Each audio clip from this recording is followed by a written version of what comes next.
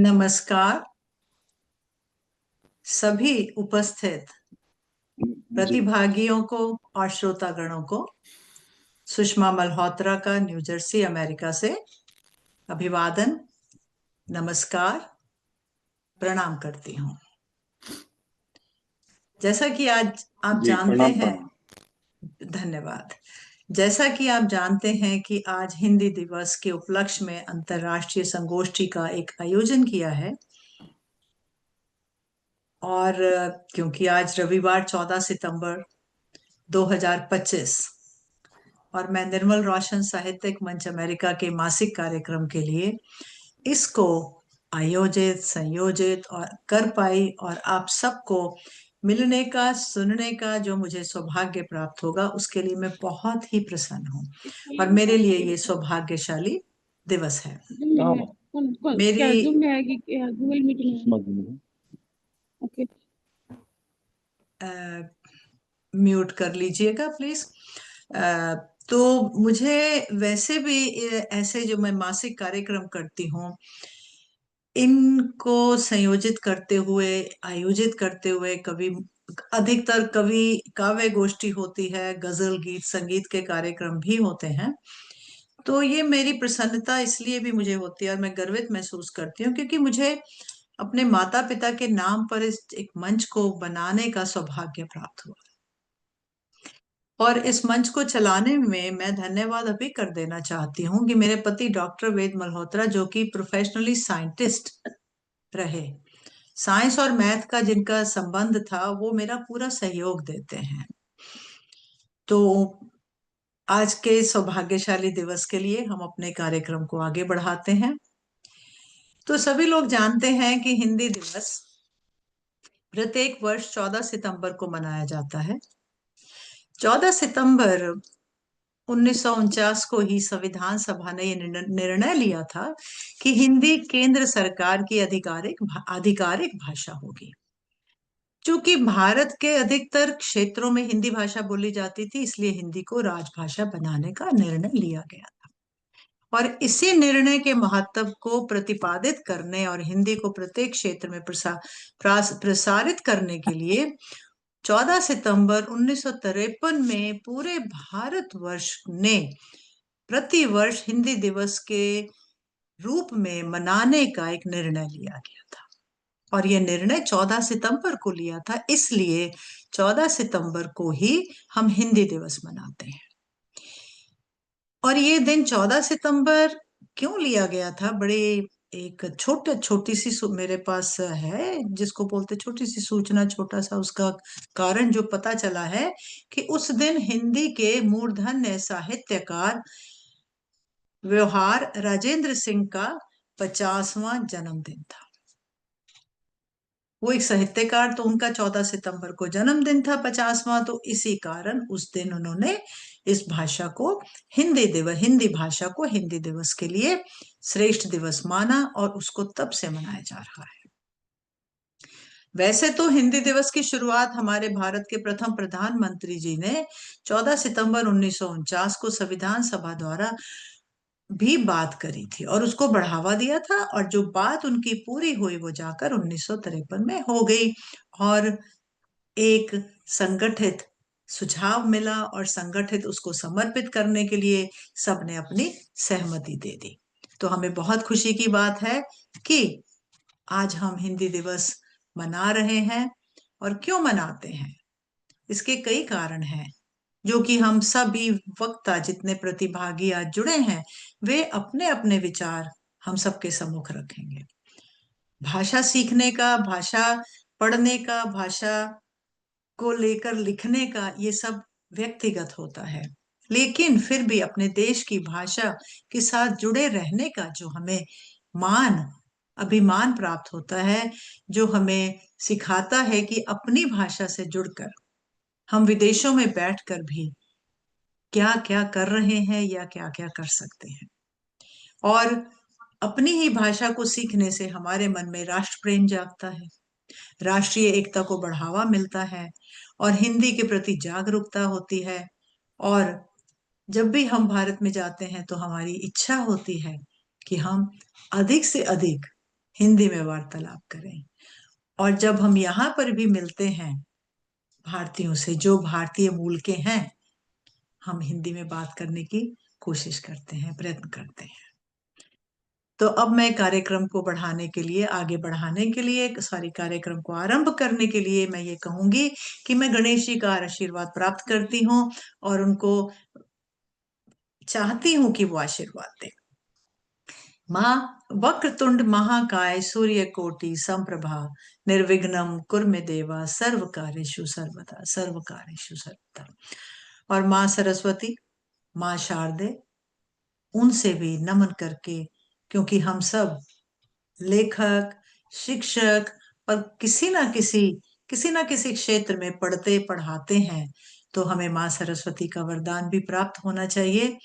तो माँ सरस्वती की जो वंदना है छोटी सी, वो ही मैं प्रस्तुत करती हूँ।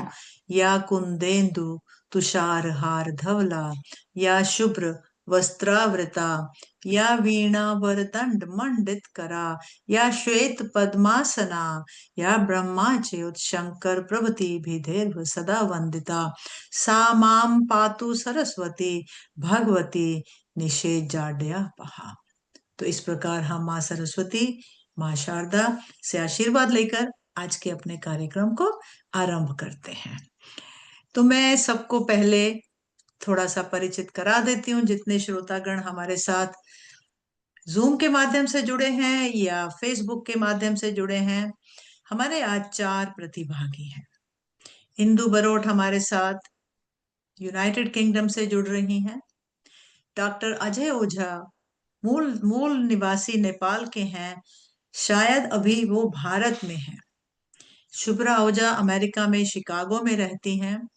और डॉक्टर आशा, जो कि मूल निवासी भारतीय हैं, जन्म उनका भारत में हुआ, लेकिन वो आजकल ट्रिनिडाड में रहती हैं। तो इन आप चारों का स्वागत है तहे दिल से। अब सबका आशीर्वाद। और आज के जो हमारी मुख्य अतिथि हैं वो डॉक्टर आशा ही हैं, और हमारे जो डॉक्टर अजय ओझा जी हैं वो अध्यक्षता करेंगे। तो बेसिकली उनका स्वागत है, क्योंकि उन्होंने किसी के लिए कोई आलोचना विलोचना या कुछ कुछ भी ऐसा नहीं उन्होंने, लेकिन एक दिन के लिए मान सम्मान के लिए जितने वक्ता होते हैं वो सब विशिष्ट होते हैं, लेकिन फिर भी किसी को एक थोड़ी सी ज्यादा जिम्मेदारी दी जाती है।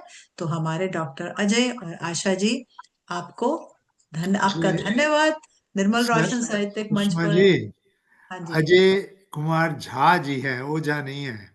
Oh I am so sorry.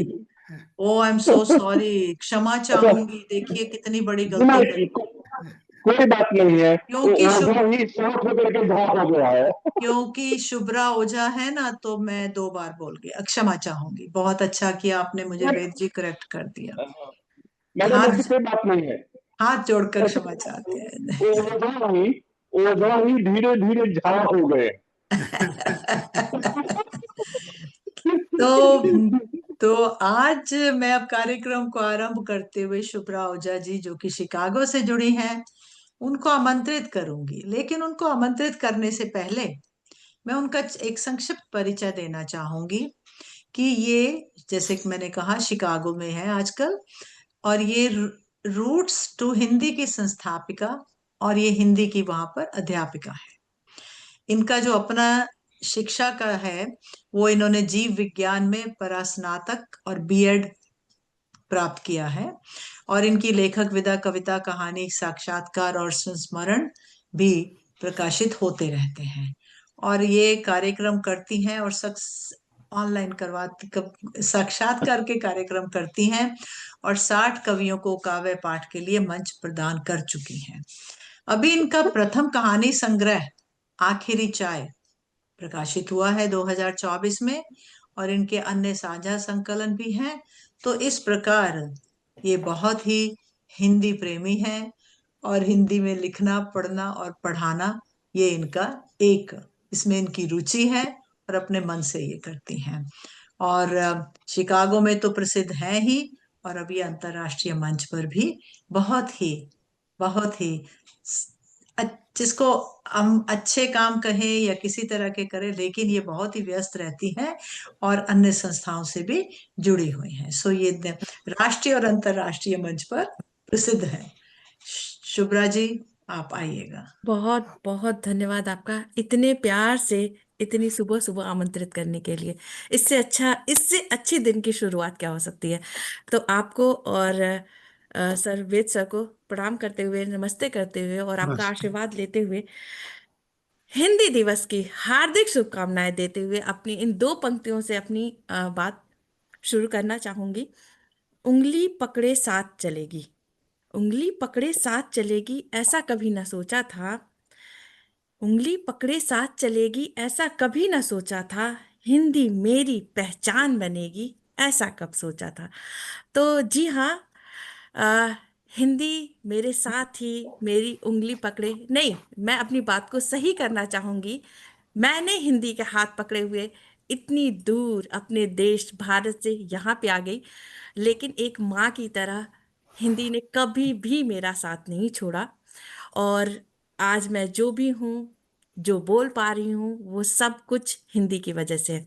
तो मेरे जैसे ही अनेक भारतीय अपने साथ अपनी भाषा और अपनी संस्कृति को लेकर दुनिया के अनेक कोने में आए। तो मैं यहाँ पे बात करूँगी अमेरिका और अपने स्टेट इलिनॉय के बारे में।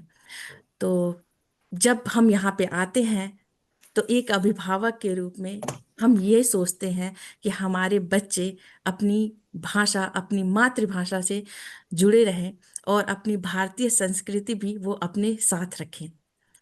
तो यहीं से मुझे लगता है कि कहानी शुरू हुई होगी हिंदी की, कि हिंदी हमारे साथ कैसे रहे। तो इसके लिए बहुत सी संस्थाओं ने, अनेक संस्थाओं ने अपने अलग अलग प्रयत्न किए कि किस तरह से हिंदी को हम अपने नई पीढ़ी से जोड़े रखें। तो शुरुआत हुई होगी हिंदी शिक्षण की।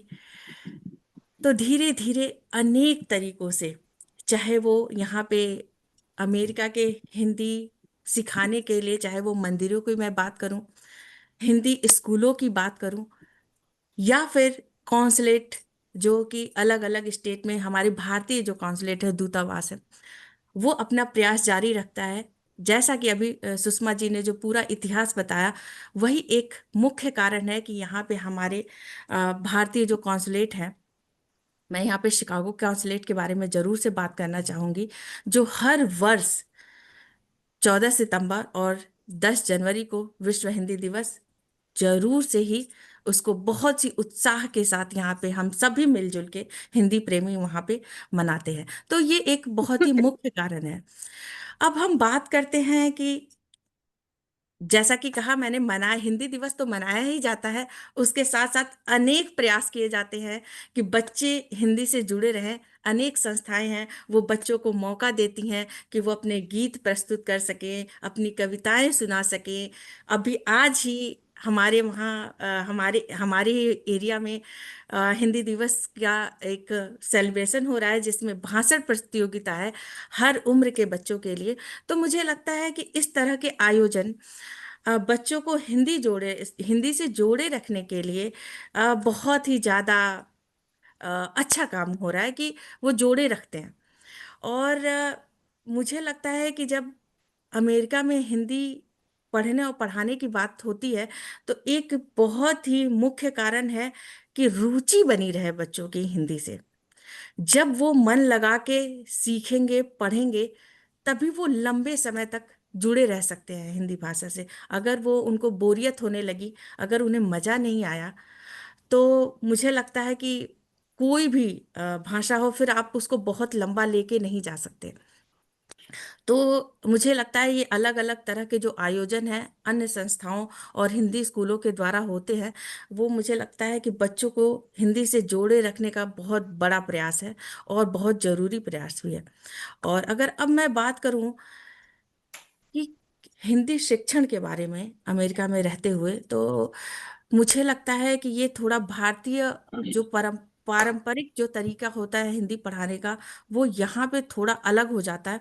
थोड़ा नहीं, मैं कहूँगी बहुत ही अलग हो जाता है।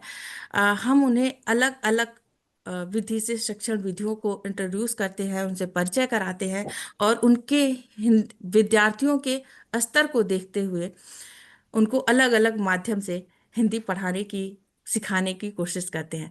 जिसमें से अगर मैं कुछ अगर यहाँ पे उदाहरण दूं तो कभी कभी बच्चे सिर्फ चित्रों में रंग भरते हुए उसके शेप को, ये किस आकार का है कोई चीज और ये कौन सा रंग हम उसमें भर रहे हैं, इस माध्यम से वो हिंदी के रंग जान जाते हैं, आकार जान जाते हैं वस्तुओं के। दूसरी तरफ से अगर बात करूं तो कभी कभी हम कोई चीज बनाते हुए ये सीखते हैं कि कोई चीज कैसे बनती है। कभी कभी हमारे हिंदी की कक्षाओं में हम बच्चों को कुछ ना कुछ बनाते हैं साथ में। हम कभी लड्डू बना रहे हैं, कभी हम जैसे कोकोनट के लड्डू, नारियल के लड्डू बना रहे होते हैं त्योहारों में, दिवाली में विशेष तौर से। तो बच्चे ये समझते हैं कि इसको कैसे बना रहे हैं, इसमें क्या डाला जाता है, ये मीठा होता है, इसका जो आकार है वो गोल होता है। तो ऐसी गतिविधियां, ऐसे क्रिया करते हुए अपने कक्षा में हम बच्चों को बहुत कुछ सिखा देते हैं। और साथ में हिंदी पढ़ाने के साथ साथ जो हमारे भारतीय संस्कृति है, जो हमारे त्योहार है, बच्चे उनके बारे में भी हिंदी में सीखते हैं कि हम दिवाली कैसे मनाते हैं, उसके पीछे क्या कहानी है जो चली आ रही है।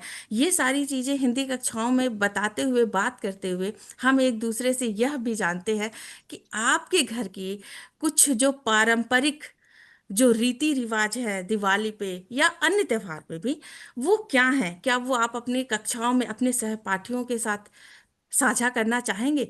तो बच्चे बहुत खुश होते हैं। वो अपने घर पे जाते हैं, अपने माता पिता से पूछते हैं कि हमारे घर का, अगर मैं दूसरे शब्दों में कहूँ तो, क्या ट्रेडिशन है दिवाली पे, होली पे क्या ट्रेडिशन है।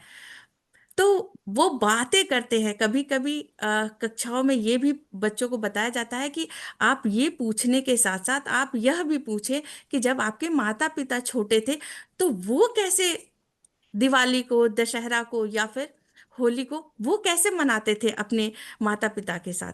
तो यहाँ पे दो चीजें होती हैं। एक तो बच्चे अपने घर के जो उनकी परंपराएं हैं उससे परिचित होते हैं। दूसरा, आज के इस भागते दौड़ते समय में अपने माता पिता के साथ दो पल बैठ के बातें करते हैं तो इनसे उनका जो कनेक्शन है वो थोड़ा मजबूत होता है और उन्हें बहुत ही खुशी होती है यह जानकर कि उनके माता पिता कैसे कोई त्योहार मनाते थे और आज हम यहाँ पे अमेरिका में रहते हुए कैसा कैसे मना रहे हैं। तो ये मुझे लगता है कुछ कुछ चीज़ें हैं जो बहुत अलग हैं। और मैं दूसरे भाषा में कहूँ तो छोटे बच्चों के साथ जैसे कि खेल खेल में कोई चीज़ सीखना, साथ में वो हिंदी कविताओं को भी याद करते हैं और वो सुनाते हैं। और मैं सच कहूँ तो एक हिंदी शिक्षिका के रूप में मुझे भी अपने बच्चों से, अपने विद्यार्थियों से बहुत कुछ सीखने को मिलता है। एक छोटा सा मैं यहाँ पे भी एक उदाहरण देना चाहूँगी। जैसे कि फलों के नाम को एक बार बताते हुए मैं उनको बता रही थी, केला, सेब, अंगूर, ऐसे ही। तो उसमें एक छोटे से बच्चे ने 6 वर्षीय बच्चे ने, उसने मुझसे पूछा कि स्ट्रॉबेरी को, ब्लूबेरी को हिंदी में क्या कहते हैं। तो मैंने कहा, बेटा आप बिल्कुल सही बात कह रहे हैं। फिर मैंने सारे बेरीज के नाम हिंदी में निकाले, उनके सारे स्लाइड बनाए, उनको हिंदी में क्या कहते हैं, ये सारी चीजें उन्हें बताई। तो उन्हें बहुत अच्छा लगा। तो ये हमें बहुत ध्यान देना होता है कि हम सारी चीजें सिर्फ जो भारत के ही फल हैं वही सिर्फ ना बताएं, क्योंकि बच्चा यहाँ पे भी रह रहा है तो वो केला के साथ साथ बेरीज भी खा रहा है, तो उसके मन में जिज्ञासा होती है। तो एक शिक्षक के रूप में मुझे पहली बार, मैं सच बता रही हूँ, मैंने सारे बेरीज के नाम हिंदी में निकाले और मैंने बताया भी कि ये सब कुछ मैंने इंटरनेट से ही निकाला है। तो मैं सच में 100% वैसे भी श्योर नहीं हूँ कि इसको यही कहते हैं, लेकिन हम इन सूत्रों को मानते हुए मैंने अपने बच्चों को सारे बेरीज के नाम हिंदी में बताए। तो ये रही छोटी छोटी बातें।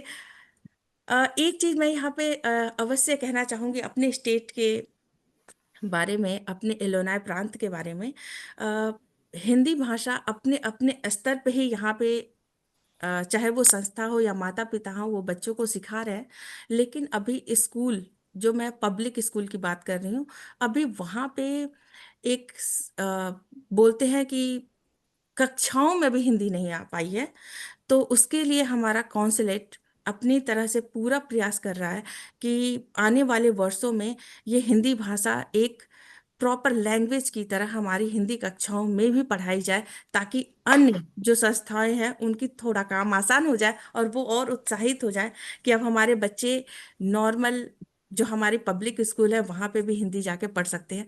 लेकिन मैं यहाँ पे एक बात ये भी बताना चाहती हूँ कि ऐसा नहीं है कि अगर यहाँ पे स्कूलों में हिंदी भाषा नहीं है तो यहाँ पे हिंदी पढ़ाई नहीं जा रही है।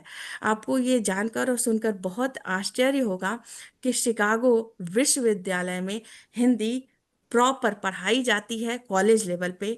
और हमारे जो यहाँ के प्रोफेसर है जो हिंदी पढ़ाते हैं, मिथिलेश मिश्रा जी, वो भी बहुत प्रयास करते हैं और बहुत खुश होते हैं जब भी हमारे यहाँ शिकागो कॉन्सुलेट में हिंदी दिवस मनाया जाता है। तो वो आते हैं और उनका वक्तव्य हम सुनते हैं और वो कैसे बताते हैं कि शिकागो विश्वविद्यालय में जो हमारे कॉलेज लेवल के जो हमारे विद्यार्थी हैं वो कितने मन से और भाव से हमारी भाषा हिंदी सीखते हैं। और जिसमें ऐसा नहीं है कि सिर्फ भारतीय बच्चे हैं, अन्य बच्चे भी होते हैं और जैसे हम प्यार से सीखते हैं हिंदी वैसे ही वो सीखते हैं।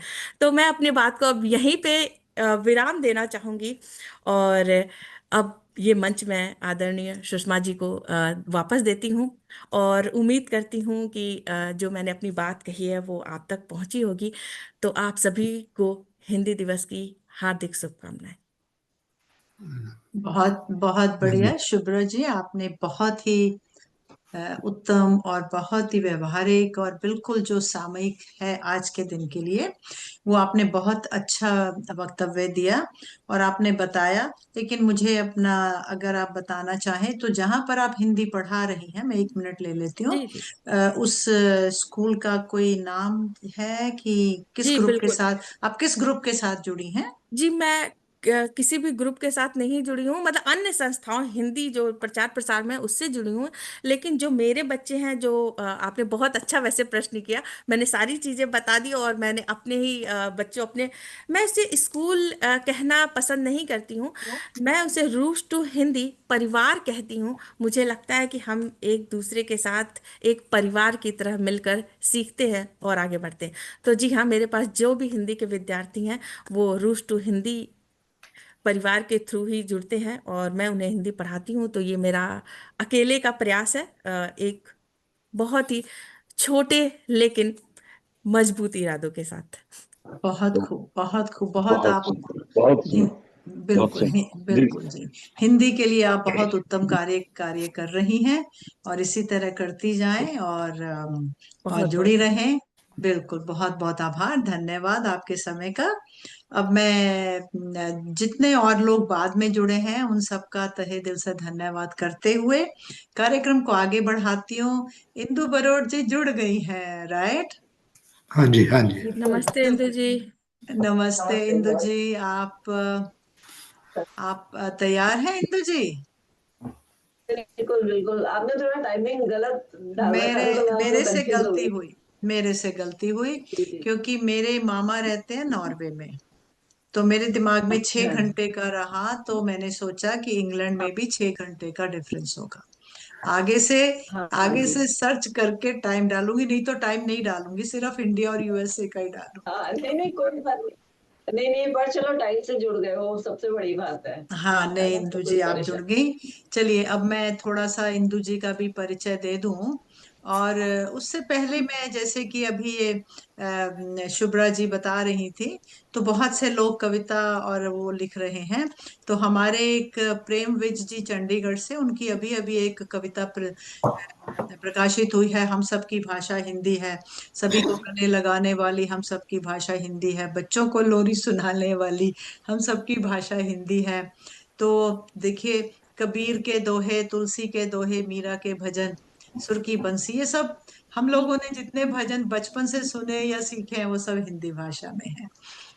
अ, इंदु बरोड़ जी, जिनका जन्म सीकर राजस्थान में हुआ है और इनकी जो संस्कृत में पीएचडी है, चाहे ये कंप्यूटर साइंटिस्ट हैं, कालिदास के काव्यों में वैदिक और अवैदिक दर्शन पर इन्होंने शोध किया है, बहुत बड़ी बात है हमारे लिए। और और ये इनकी प्रकाशित कृतियां काफी हैं, और इसमें काव्य रचनाएं तो होती ही हैं, कविता संकलन भी हैं, और इनकी कहानियां भी प्रकाशित हुई हैं। तो मैं समय की सीमा में इनका थोड़ा सा और परिचय कराना चाहूंगी। मैं इनकी पुस्तक की 6 लिस्ट नहीं पढ़ूंगी। ये यूनाइटेड किंगडम में मैं इनके जो है वो जो स्कूल चला रही हैं उसके बारे में या तो ये खुद बता देंगी। मैं बस इतना कहूंगी कि पिछले 20 वर्षों से शिक्षा के क्षेत्र में सक्रिय हैं, और संस्कृत भारती के सानिध्य में भारत के कई संस्कृत शिविरों का इन्होंने आयोजन किया है, और भारतीय महाविद्यालय में शिक्षण कार्यक्रम किया है। तो आप आइए, और ब्रिटेन में रह रहे बच्चों को ये ऑनलाइन कार्यक्रम भी करती हैं, और गुरुकुल यूके भारतीय डायस्पोरा और भारत के बच्चों के बीच में भाषा के माध्यम से एक सेतु का कार्य करवाती हैं। तो हमारा सौभाग्य है। आइए इंदु जी, आप जुड़ पाए, देरी के लिए, गलत समय के लिए क्षमा चाहती हूँ। बहुत बहुत धन्यवाद सुषमा जी आपका। और ये मेरा सौभाग्य है कि मैं आज आप सब विद्वज्जनों के बीच उपस्थित हो पाई हूँ। और समय सीमा तो कोई परेशानी नहीं है, अच्छा है हम थोड़ा जल्दी जुड़ गए। लेकिन ये है कि हमने एक दो लोगों को मिस कर दिया है, उनका व्याख्यान नहीं सुन पाए इसके लिए। तो मैं यहाँ ब्रिटेन में हूँ, और पहले सब आप सभी विद्वज्जनों को हिंदी दिवस की हार्दिक शुभकामनाएं। हम जानते हैं कि 14 जी आपको सितंबर को भी। मनाया, और मैं यहाँ ब्रिटेन में भारतीय विद्या भवन में हिंदी पढ़ाती हूँ, हिंदी विभाग देखती हूँ भारतीय विद्या भवन में। और गुरुकुल यूके के माध्यम से मैं हिंदी, संस्कृत और राजस्थानी लैंग्वेज पढ़ाती हूँ यहाँ पे ब्रिटेन में रह रहे बच्चों को। और मैं कैम्ब्रिज यूनिवर्सिटी में एग्जामिनर स्पेशलिस्ट हूँ हिंदी की। और यहाँ बहुत पे बढ़िया, काफी बहुत खूब। काफी यहाँ पे सुहास यूनिवर्सिटी है, जैसे उसमें मैं हिंदी पढ़ाती थी पहले।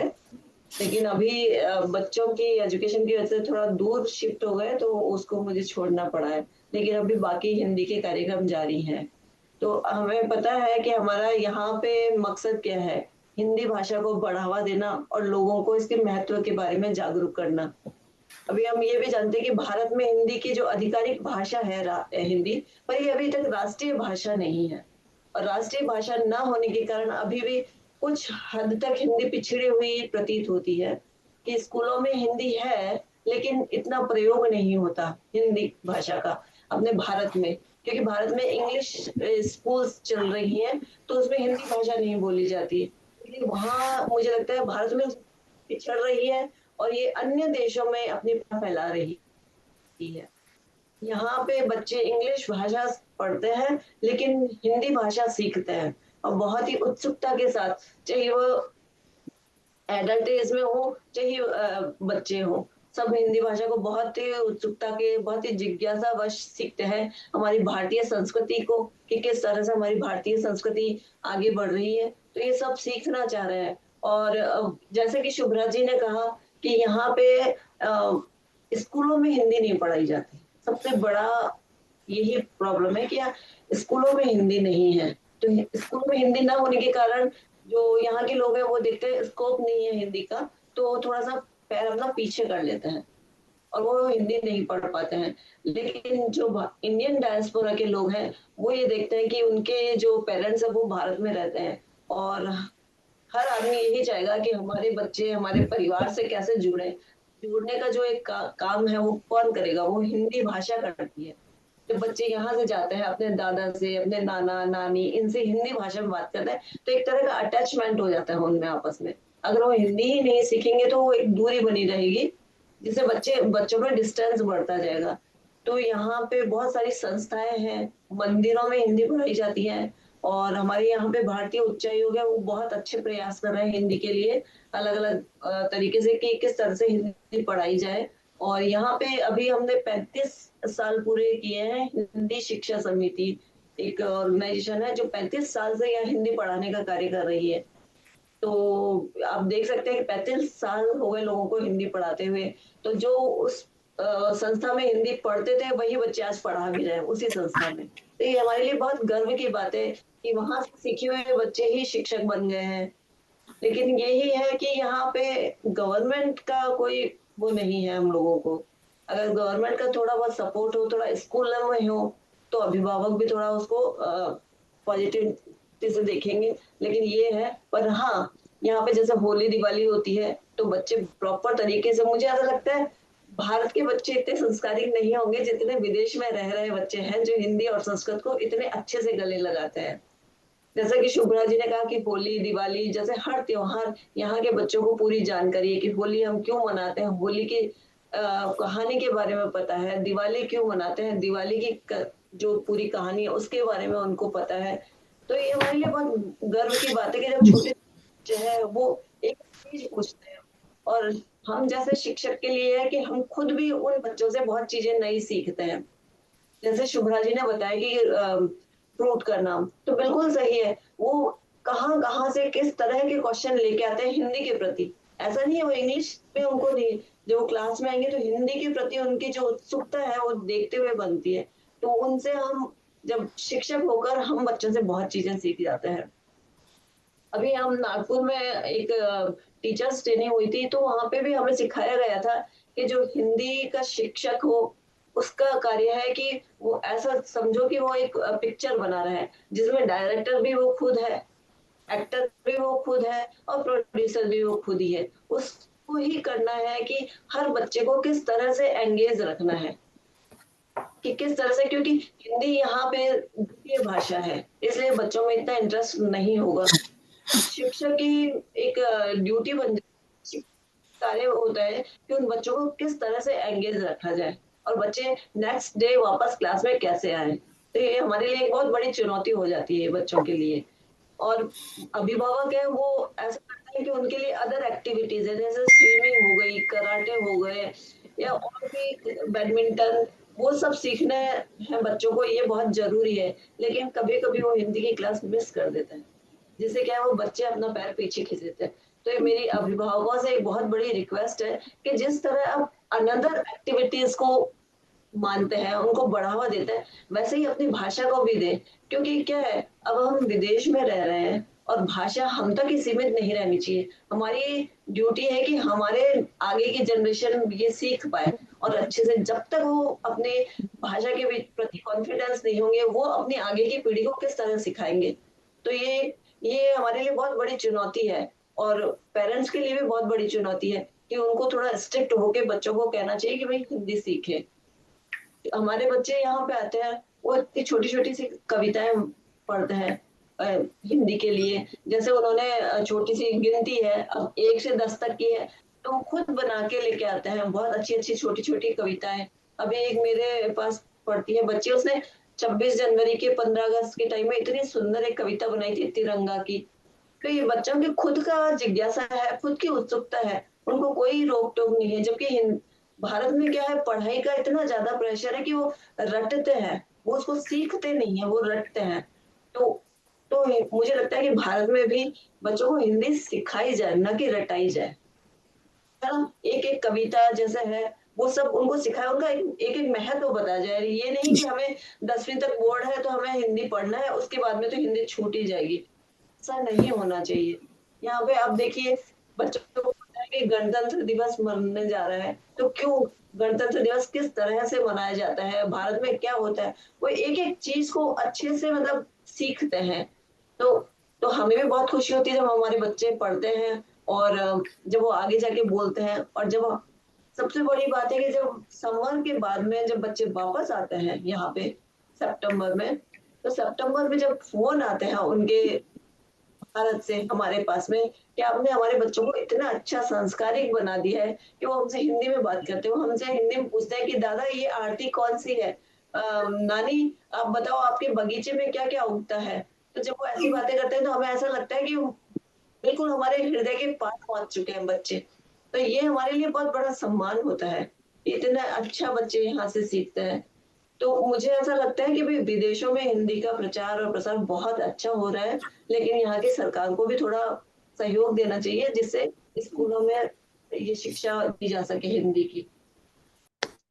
मैं यही वाणी को विराम देती हूँ अभी, और सुषमा जी आपको वापस मंच देती हूँ। लेकिन मैंने कल परसों हमारे बच्चों को समझाने के लिए छोटी छोटी अभी व्याकरण सिखा रहे हैं कुछ बच्चों को, तो हमने व्याकरण के लिए कुछ छोटी छोटी पोएम बनाई थी। तो वो मैं आपको बताती हूँ किस तरीके से हम बनाते हैं जिसे बच्चे पढ़ सके कि क्या वचन क्या है, विभक्ति क्या है, इस तरीके से। तो ये बहुत अच्छे तरीके हैं। जैसे कि मात्राएं बन श्रृंगार करे जब शब्दों का श्रृंगार, संधि संयोग सुधा बरसाए हो अर्थों का विस्तार। तो बच्चे समझ रहे हैं विस्तार कैसे बढ़ेगा, किस तरह से उनको आगे हम मात्रा क्या बात बनाकर। है, क्या बात और है। वचन विभक्ति राग रचे जब वाणी पावे लय, एक वचन की मृदु सरलता बहुवचन में नव नया। तो बहुवचन और उसका किस तरह से हम बना सकते हैं, आगे समास के लिए हम किस तरह से प्रयोग कर सकते हैं। तो इस तरह से हमने अलग अलग छोटी छोटी बना रखी है। जैसे स्वर माला है, क्योंकि हमारे पास सिलेबस नहीं है, हम अपना सिलेबस खुद बनाते हैं यहाँ पे कि इस, है ना। तो हम हमारा सिलेबस खुद बनाएंगे तो हम हमारे हिसाब से पढ़ाएंगे। कोई हमारे पास में कोई बंदिश नहीं है कि हमें ये किताब पूरी करनी है, ऐसा कुछ नहीं है। हमने छोटे छोटे से, जैसे स्वर माला का है तो अ से अनार, आ से आम, तो हमने लिखा है कि अच्छे अच्छे कर लो काम। तो बच्चे, क्योंकि छोटे छोटे बच्चे आते हैं पढ़ने के लिए, उनको क्या चाहिए, वही जैसे इंग्लिश में राइम बोलता है तो बच्चे सारे दिन वो बोलेंगे। तो जैसे क्लास स्टार्ट होती है, शुरू होते हैं कि हमें 5 राइम हिंदी में बोलनी ही है, तो बच्चे स्टार्ट हो जाते हैं। फिर होता है ई से इमली, ई से ई, तो दूसरा बच्चा बोल देता है भाई जल्दी जल्दी हिंदी सीख। अरे तो वाह, क्या है, अरे बहुत घर वाह, में भी सुंदर, वो उछल कूद, बहुत खूब, तो बहुत घर में भी सुंदर। वो बच्चे इस तरह से बोल देते हैं जैसे तो तो क्या बच्चा गुनगुनाता रहेगा तो क्या वो हिंदी से टच में रहेगा इन चीजें। जैसे हो गया 1 2 3 4, है ना, हिंदी पढ़ेंगे बार बार, तो बस बच्चे आते ही शुरू हो जाता है। तो मतलब ऐसा लगता है जैसे हाँ भाई हमारा स्लोगन हो गया है 1 2 3 4 हिंदी पढ़ेंगे बार बार। तो बच्चों में किस तरह से इंटरेस्ट जगाया जाए, मेन हमारा उद्देश्य यही है। उनमें कैसे कॉन्फिडेंस आए हिंदी के प्रति, वो मंच पर जाकर खुद को शाय फील नहीं करें, है ना। तो ये मेरे छोटे छोटे से प्रयास हैं जो मैंने आपके सामने प्रस्तुत कर दिए हैं, और आशा करती हूँ कि बच्चे इसी तरह से हमारे पढ़ते रहे और पढ़ते रहे। इसी के साथ मैं अब मंच वापस सुषमा जी को देती हूँ। बहुत सुंदर, बहुत बढ़िया बोला आपने। बहुत बढ़िया। बहुत सुंदर, बहुत सुंदर, और बहुत व्यवहारिक। व्यवहारिक इतना कि कैसे हम खेल खेल में बच्चों को सिखा देंगे। बहुत सुंदर, मजा आ गया। हम इसको ये प्रयोग किए हैं अपने बच्चों पर। बहुत खूब। जी। ये जो शुभ्रा जी ने और इंदु जी ने, इसीलिए मैंने इन लोगों को आमंत्रित किया, और मुझे खुशी है कि इन दोनों ने मेरी मेरी जो मेरा आमंत्रण, मेरी विनती या मेरा प्रेम जैसा भी था, इन्होंने स्वीकार किया। तो क्योंकि जो हम बातें कर रहे हैं इनके लिए बहुत समय चाहिए भारत तक हमारे अपने तरीके पहुंचाने के। मैं कई बार लेख लिखती हूँ, भेजती हूँ कि यहाँ पर स्टैंडर्ड्स क्या है, यहाँ पर मानक जो है विदेशी भाषाओं के बहुत कुछ करते हैं, लेकिन वो सब अलग है भाषाओं के बारे में। लेकिन जो जो आप बातें कर रही हैं और जो आपने इंदु जी बताया कि स्कूलों की, वो भी मैं भी वही बात बात में थोड़ा सा बताना चाहूंगी। तो लेकिन मुझे आपका धन्यवाद करना चाहिए कि आप समय के साथ किसी तरह जुड़ भी पाए, और मेरी गलती के कारण थोड़ा 5-10 मिनट, खैर आपसे पहले केवल शुभ्रा जी ही थी। तो मुझे, और मैं जितने श्रोतागण जुड़े हैं मैं उनका साथ साथ में धन्यवाद कर देती हूँ। मुझे अपने मेरे मामा जी जालंधर से जुड़े हुए दिख रहे हैं, नंद कुमार जी तो हैं, कृष्ण जी हैं, निगम राज जी बैंगलोर से जुड़े हैं, और अच्छा, आशा जी तो हमारी मुख्य अतिथि हैं, उनका तो अब मैं उनको भी आमंत्रित करना चाहूंगी। तो आशा जी, अब आप तैयार हैं, अनम्यूट कर लें। तो क्योंकि जब भी कोई साउंड होती है ना तो वो स्क्रीन पे उसका ही चेहरा आ जाता है। तो मैं चाहूंगी कि जब आपने कुछ कहना है आप अपने आप को अनम्यूट कर लीजिए, अदरवाइज म्यूट करके आप चल। बहुत अच्छा चल रहा है कार्यक्रम, और मुझे पता है कि आशा जी अभी भारत से में है, जबकि वो ट्रिनिडाड से भारत में घूमने गई हैं। तो लेकिन मैं ये जरूर बताना चाहूंगी कि उनकी तबीयत भी थोड़ी सी ठीक नहीं थी, फिर भी मेरी मेरी उन्होंने विनती स्वीकार कर ली। तो मैं आपको एक ये किसी कवि की 4 पंक्तियां अब मैं नाम गलत नहीं लेना चाहूंगी, तो उसने लिखा है कि उच्च वर्ग की प्रिय अंग्रेजी हिंदी जन की बोली है, हिंदी जन की बोली है, वर्ग भेद को खत्म करेगी हिंदी वह हमजोली, सागर से मिलती धाराएं हिंदी सबकी संगम है, शब्द नाद लिपि से भी आगे एक भरोसा अनुपम है। तो ये आप समझते हैं हिंदी के ऊपर कितनी कविताएं लिखी गई हैं, और हिंदी हम सबको जोड़ती है, हमारे लिए संगम है। तो मैं हमारी आशा मोड, जो कि ट्रिनिडाड से हैं और आजकल वो भारत में हैं, आई हुई हैं, ये आज के हमारे इस मंच पर एक मुख्य अतिथि के रूप में विराजमान है। आपका स्वागत है। इनका मैं थोड़ा सा छोटा सा परिचय देना चाहूंगी कि ये इनका जन्म झांसी उत्तर प्रदेश में हुआ, और ये इनका जो काम, पूर्व कर्मचारी state bank of India Jhansi में थी, और इनका जो लेखन है वही, जैसे कि सभी हम लोग कविता से शुरू करते हैं, फिर हम कहानी, लेख, लघु कथाएं सब के ऊपर अपनी कलम चलाते हैं।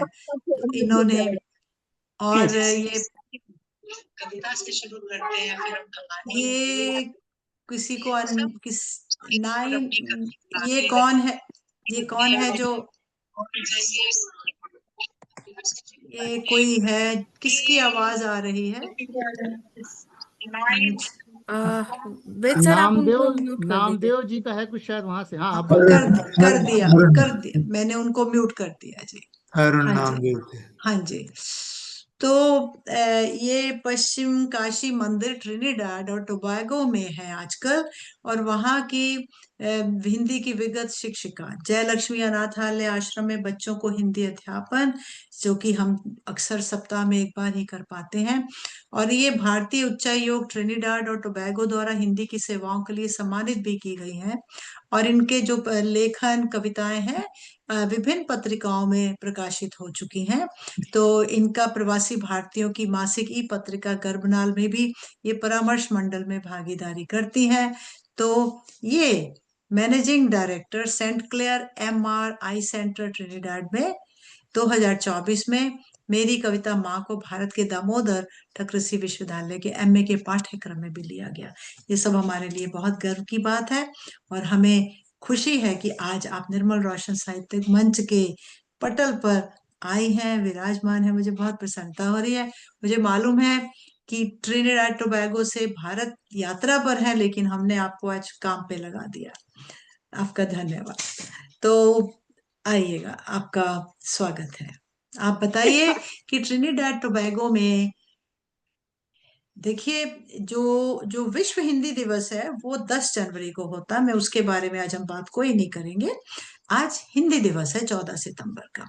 तो लेकिन फिर भी ट्रिनिडाड टोबैगो में हिंदी के लिए क्या करते हैं आप, कैसे जुड़ी, आपने क्या क्या किया, हम सबको थोड़ा सा ज्ञान दीजिए। सभी को नमस्कार और हिंदी दिवस की हार्दिक शुभकामनाएं। जैसा कि सुषमा जी ने बताया, मेरा स्वास्थ्य जरा खराब है और खांसी बहुत हो रही है, तो बीच में अगर खांसने लगूं तो पहले से क्षमा मांग लेती हूँ। और सॉरी, पानी पी लीजिए, चाय रख लीजिए, कोई नहीं। आप पानी मैंने पास में रखा हुआ है। स्वागत है। हाँ जी। हाँ, एक मौसम बदल रहा है यहाँ पर और इसलिए यात्रा में थोड़ा हो जाता है। तो मैंने अपना जो उतना बहुत कम समय के लिए किया है, बहुत कम समय के लिए बोलूंगी। और पहली बात तो मैं बधाई देना चाहूंगी शुभ्रा जी को और इंदु जी को। उन दोनों ने इतना अच्छा बोला, मुझे लग रहा था जैसे मेरे विचार ही बोल रही हैं दोनों। मतलब इसका मतलब यह है कि हम सब शिक्षिकाएं, हमारी सोच एक ही है, इसीलिए हम सब उसी तरह से सोचते हैं। और विशेष तौर से मुझे ये अच्छा लगा कि मैं भी बच्चों के बारे में ही सोचती हूँ कि बच्चों को हिंदी कैसे, बड़ों के लिए नहीं, बच्चों के लिए ही सोचती हूँ। और वही शुभ्रा जी ने बोला और वही इंदु जी ने बोला, क्योंकि मुझे लगता है कि, और बेसिकली मतलब मैं कहूँ, मुझे ऐसे लग रहा था कि जैसे मेरी बातें दोनों कर रहे हैं। तो हम सब शिक्षिकाएं शायद वो इसीलिए इस उस क्षेत्र में आ जाते हैं कि हम कहीं ना कहीं हम ये चाहते हैं कि हमारे बच्चे सब हिंदी सीखें। तो मैं अब त्रिनिदाद के बारे में थोड़ा सा बता देती हूँ, बहुत छोटे रूप में। त्रिनिदाद में हिंदी की स्थिति अभी बहुत अच्छी नहीं है। प्रयास तो बहुत किए जाते हैं। यहाँ पर कई स्थानों में हिंदी की कक्षाएं चलती हैं। मैं स्वयं भी, जैसा कि सुषमा जी ने बताया, भारतीय उच्चायोग की ओर से प्रत्येक शनिवार को हिंदी की कक्षा लेती हूँ। और पहले का जो उन्होंने बताया वो भी, मतलब अनाथ आश्रम का और मंदिर का, वो सब भी करती थी पहले। पर इसके पहले मैं मंदिर में हिंदी की कक्षा लेती थी, अनाथ आश्रम में भी मैं बच्चों को हफ्ते में एक दिन रविवार को हिंदी सिखाने जाती थी। पर अभी आजकल नहीं जाती हूँ, कक्षाएं कोविड के बाद से बंद हो गई हैं। यहाँ पर कुछ संस्थाएं हैं जो हिंदी की कक्षाएं चलाती हैं। हिंदी निधि एक संस्था है जो कुछ कक्षाएं चलाती हैं। प्रोफेसर हरिशंकर आदेश जी ने भी यहाँ पर भारतीय विद्या संस्थान की शुरुआत की थी। इस संस्थान में भी कई स्कूलों में हिंदी की कक्षाएं अभी भी चलती हैं। भारतीय उच्चायोग की कक्षाएं भी कई स्थानों पर चलती हैं। इसके अतिरिक्त भी कई स्कूलों में हिंदी की कक्षाएं चलती हैं। सनातन धर्म महासभा के कई स्कूल हैं जहां पर हिंदी पढ़ाई जाती है। पर यदि आपको अंग्रेजी नहीं आती है और यदि आप चाहें कि किसी मॉल में, किसी दुकान पर, किसी बैंक में, किसी मंदिर में या किसी भी कार्यस्थल पर आप किसी व्यक्ति से हिंदी में कुछ वार्तालाप कर सकें, तो ऐसा कहीं नहीं मिलेगा। हिंदी में बातचीत करने वाले यहाँ सिर्फ वही भारतीय हैं जो यहाँ पर पिछले 50 वर्षों से आए हैं। उनके बच्चे भी कुछ हिंदी बोलते हैं, कुछ ज्यादा बोलते हैं, कुछ कम बोलते हैं, कुछ लिख पढ़ भी लेते हैं। उसका कारण है कि उन्होंने जहाँ पर शिक्षा प्राप्त की, उन स्कूलों में हिंदी विषय नहीं था। इंदू जी और शुभ्रा जी ने भी यही बोला था। जो भी हिंदी शिक्षा उन्होंने प्राप्त की वह घर में ही अपने माँ बाप से या फिर थोड़ी बहुत भारतीय उच्चायोग की कक्षाओं से या फिर दूसरे संस्थानों से प्राप्त की। मंदिरों में यहाँ पर सभी भजन कीर्तन हिंदी में होते हैं, लेकिन उनका अर्थ गाने वालों को नहीं पता होता है। पर वह सब गाते बहुत अच्छा है, उन्हें संगीत का अच्छा ज्ञान है और संगीत में उनकी बहुत रुचि है। अपनी संस्कृति से लगाव रखते हैं, संस्कृति को प्यार करते हैं, अपनी संस्कृति की इज्जत करते हैं और अपनी संस्कृति को साथ लेकर चलते हैं। यहाँ पर जो लोग आए थे वे 165 साल पहले आए थे। यह उनकी 5वीं पीढ़ी है। हिंदी सीखने का सभी को शौक तो है। कुछ हिंदी अध्यापक व अध्यापिकाएं अच्छी हिंदी बोल भी लेते हैं, पर उनकी संख्या बहुत कम है। लगातार प्रयास करते रहने से यह संख्या भी बढ़ती जाएगी, ऐसी मैं अपेक्षा रखती हूँ। उसके लिए सबसे बड़ी आवश्यकता है कि सरकारी स्कूलों में हिंदी की कक्षाएं शुरू की जाएं, पर राजनीतिक कारणों से ऐसा संभव नहीं हो पाता। यहाँ पर कई हिंदी सम्मेलन भी हो चुके हैं। हिंदी सम्मेलनों में क्या होता है, इस तथ्य से आप सभी परिचित होंगे। मेरे अनुभव से उन सम्मेलनों में कोई विशेष लाभ नहीं होता। यहाँ पर सभी का अपनी अपनी ढपली, अपना अपना राग होता है। शायद आप में से कई लोग मेरी बात से सहमत नहीं होंगे। मैं उनका भी सम्मान करती हूँ। उनको अवश्य ही इसमें हिंदी की प्रगति की किरण नजर आती होगी। सभी को अपना पक्ष रखने की स्वतंत्रता है, सभी का अपना विचार अलग है। मेरे विचार से यदि प्रत्येक हिंदी बोलने वाला व्यक्ति यह सोच ले कि मैं अपने आसपास रहने वाले 5 बच्चों को हिंदी की शिक्षा दूंगा, उन्हें हिंदी बोलना सिखाऊंगा, तो इसका परिणाम बहुत अच्छा हो सकता है। पर ऐसा बहुत कम लोग कर पाते हैं। मेरे कुछ मित्रों के स्वयं के बच्चे भी हिंदी नहीं बोलते हैं। फिलहाल हिंदी की स्थिति यहाँ पर उतनी अच्छी नहीं है जितना कि प्रयास किया जा रहा है। भविष्य में हिंदी के लिए उज्जवल कामना करते हुए आप सभी को नमस्कार करती हूँ। आप सभी का मुझे सुनने के लिए हृदय की गहराइयों से धन्यवाद। आप सभी को प्रणाम, सभी को नमस्कार। आशा जी, आपका बहुत सबसे अच्छा पहले बोला तो आपने। ये धन्यवाद करती हूँ कि आपकी तबीयत खराब होने के बावजूद आप फिर भी जुड़ी और आपका जो वक्तव्य था बहुत ही जिसको बोलते हैं टू द पॉइंट, बिल्कुल उसके ऊपर आपने जैसे बोलते हैं बताया और कहा, और मैं आपके साथ पूरी तरह सहमत हूँ।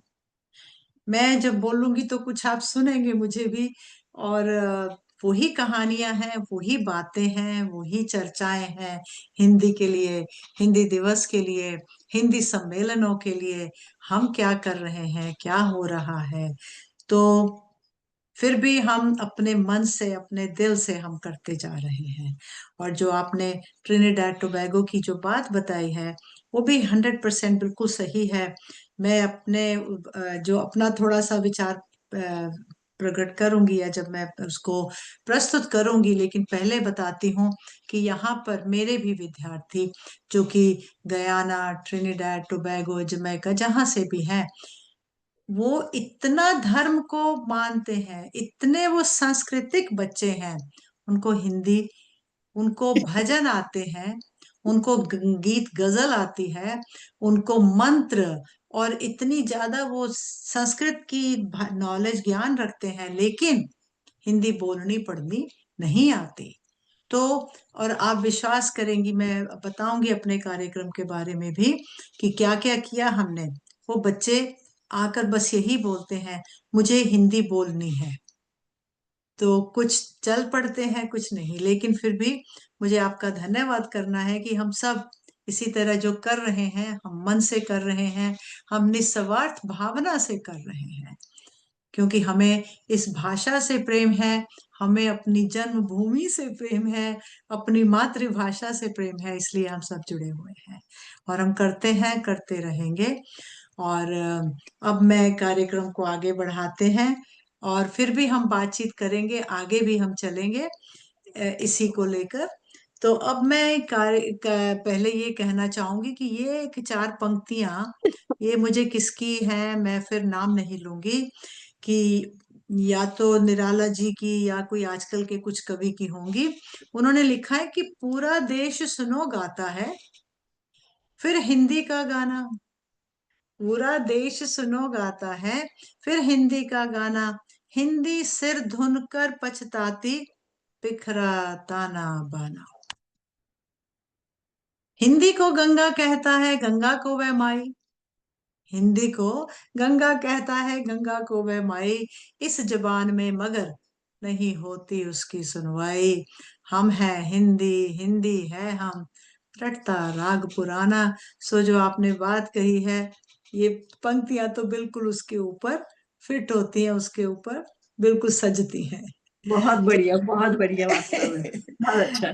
चलिए हम कार्यक्रम को आगे बढ़ाते हुए अजय कुमार झा जी को आमंत्रित करते हैं, जिन्होंने जिनको मैंने इस पटल पर आज के अध्यक्ष के रूप में आमंत्रित किया। वे नेपाल में थे और आप सब समाचार सुनते हैं, देखते हैं कि नेपाल में क्या हो गया। तो मुझे अंदर से थोड़ा सा भय था कि वे जुड़ पाएंगे कि नहीं, और वे हमें अभी जी बताएंगे कि वो आजकल कहाँ पर हैं और किस माध्यम से वो जुड़ पाए हैं। तो इनका जो अजय कुमार झा जी का पूरा नाम है विद्या वाचस्पति अजय कुमार झा। ये हिंदी और सनातन अभियानी है। इन्होंने MA BEd किया है और नेपाली भाषा भी इनको, और उसमें इन्होंने विद्या वाचस्पति उज्जैन हिंदी विद्यापीठ से किया। और शिक्षक हैं, लेखन, पत्रकारिता तथा विभिन्न संस्थाओं से जुड़े हैं। और आबद्ध इनका अभी जो पद है वो प्राचार्य है। और ये कैंपस प्रमुख, ये आप बता सकते कैंपस हैं। प्रमुख, नेपाल में कैंपस बोला जाता है, कैंपस प्रमुख से प्रिंसिपल अच्छा, को। कैंपस के मुख जी हैं, जी बिल्कुल। जी जलेश्वर, नेपाल में इनको कविता, आलेख, एकांकी, कथा, निबंध, संपादन सब। अब देखिए नेपाल में बैठ के हिंदी का काम करना, वो थोड़ा सा ये बताएंगे हमें अभी।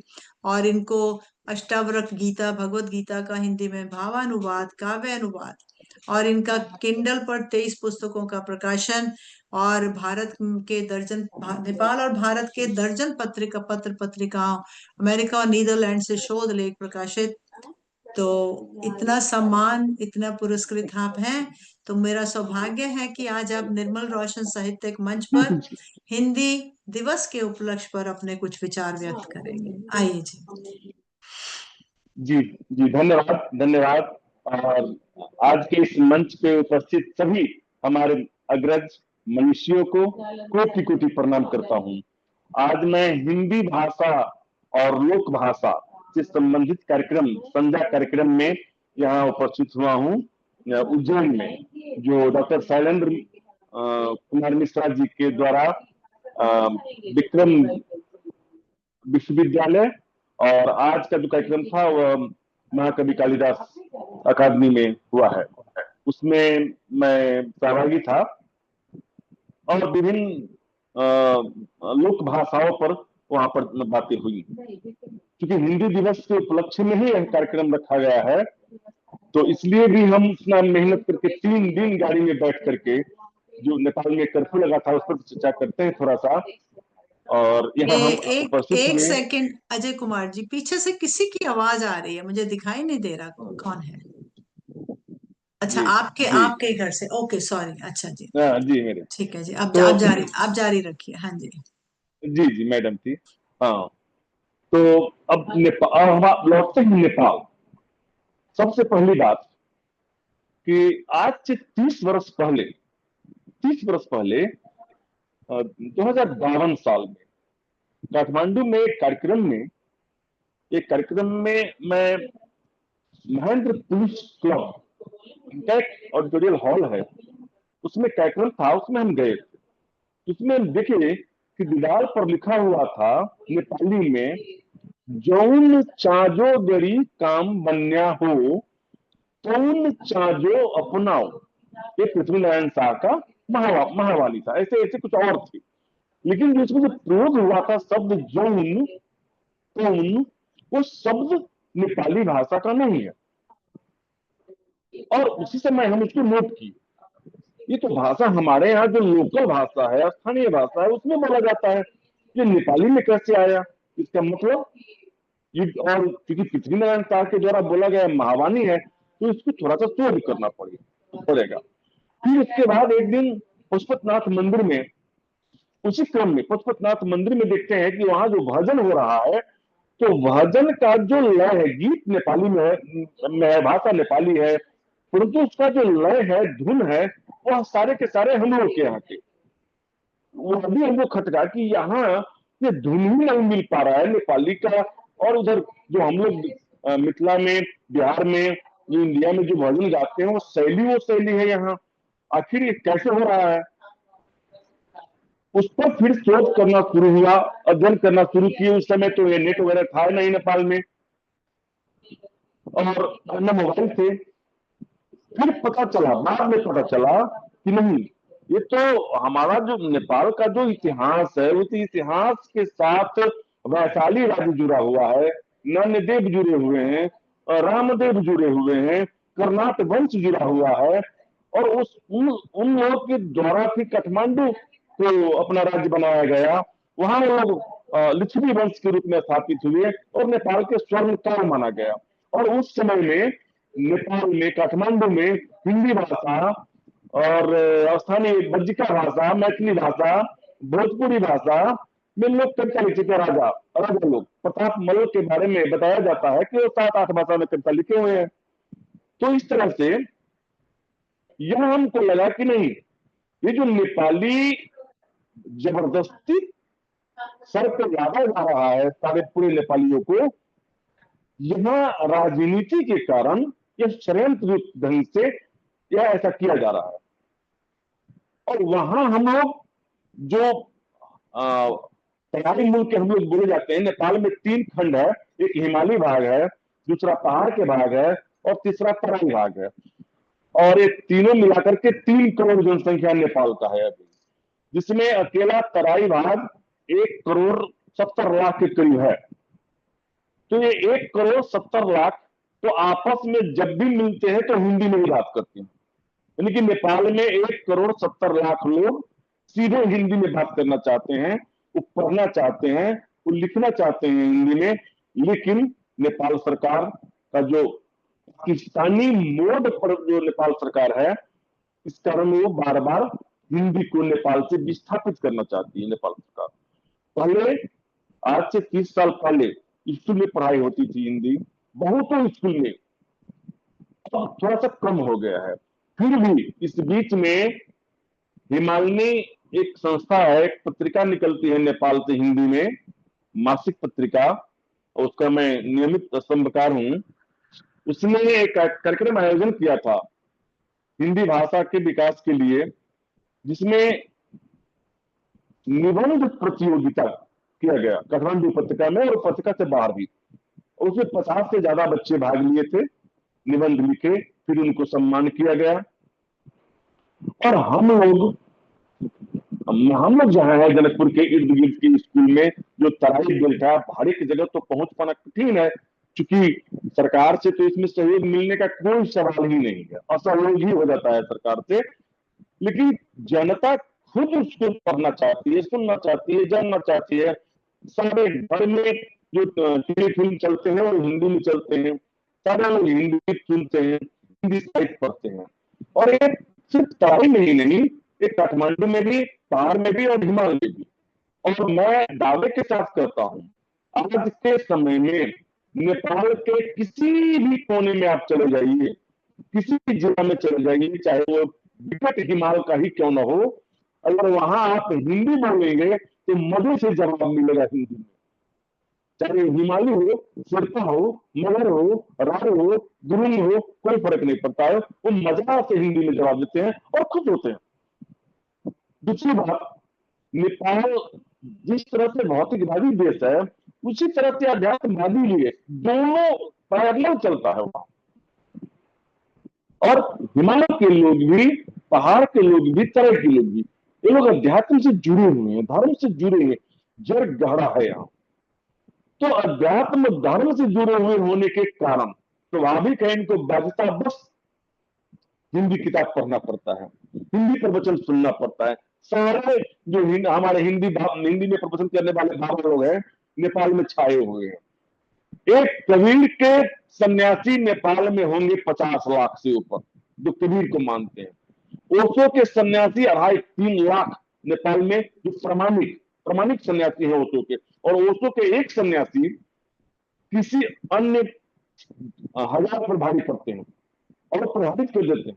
और ओशो के किताब को पढ़ने के लिए फिर स्वाभाविक है कि उसको हिंदी पढ़ना पड़ता है, और लोग हिंदी सीखते हैं, हिंदी किताब पढ़ते हैं। इसी तरह रविशंकर जी का मैं देखता हूँ, उनका भी लाखों में है। यहाँ हमारे दक्षिण भारत के जग्गी वासुदेव जी जब बाबा जब आते हैं नेपाल, तो नेपाल के लोग अपना हिंदी दिखा देते हैं हिंदी, और वो तो इंग्लिश बोलते हैं कि हिंदी, और नेपाल में उतना इंग्लिश बोल नहीं पाते हैं लोग, और क्योंकि तो हिंदी में बात करते हैं। तो इस तरह से आध्यात्मिक रूप से इतना बढ़ गया है हिंदी यहाँ, जिसका जवाब नहीं। और मैं खुद नेपाली विषय के शिक्षक होते हुए भी मैंने नेपाली पढ़ा है, हिंदी तो मैंने पढ़ा नहीं कभी। हिंदी तो मैंने पढ़ा है किसी किताब में, धार्मिक किताब में, क्योंकि मुझको वेद पढ़ना था, उपनिषद पढ़ना था, उपनिषद को जानना था। और उपनिषद को जानने के लिए संस्कृत तो आता नहीं है, संस्कृत पढ़ा नहीं, तो सबसे आसान हुआ कि हिंदी तो समझ लीजिए, चाहे जैसा भी हो। और इसी क्रम में हमारे मेरे ग्रुप है, मेरा ग्रुप है वहां, 50 लोग हैं उसमें।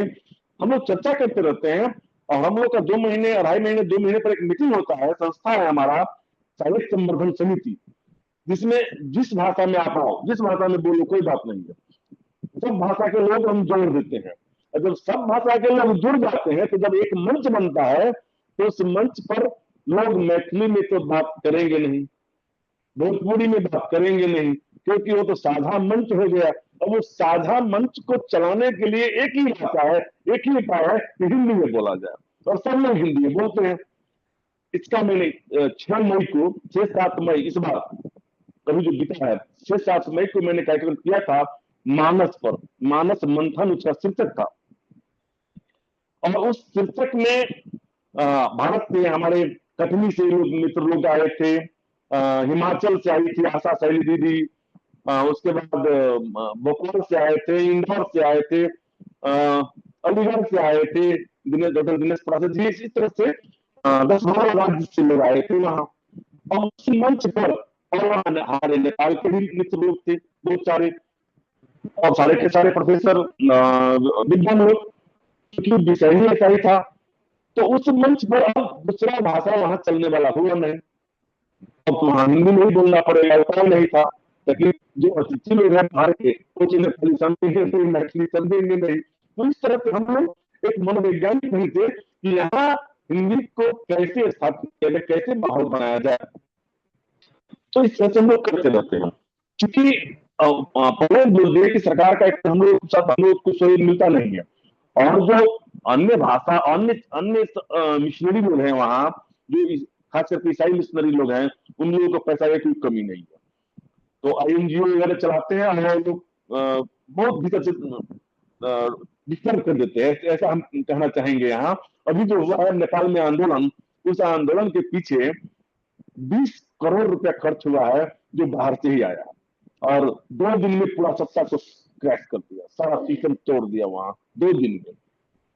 इस तरह से तो वो लोग भारी पड़ जाते हैं, लेकिन व्यवहारिक जब व्यवहार आता है, व्यवहार में हम लोग आते हैं, तो वहां आकर के उन लोगों को झुकना पड़ता है। कोई उपाय नहीं है वहां, वो लोग आगे नहीं बढ़ पाएंगे हम लोगों से, क्योंकि हम लोग का संख्या बहुत ज्यादा है।